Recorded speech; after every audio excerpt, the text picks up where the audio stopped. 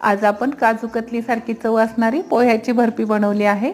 याच्यामध्ये काजूंचा वापर अगदी कमी आहे, परंतु चव मात्र एकदम काजू कतली सारखी।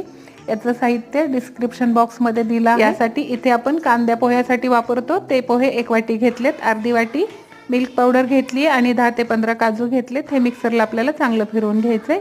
एका बाउल मध्ये काढून घेऊयात। 1 वाटी आपण छान घट्ट दूध घेतलंय, अर्धी वाटी दुधाची साई घेतली आहे, ती आपल्याला फेटून याच्यामध्येच घालून घ्यायची आहे। 3 ते 4 चमचे तूप घालून घ्यायचे, पाऊण वाटी साखर घालून घ्यायची।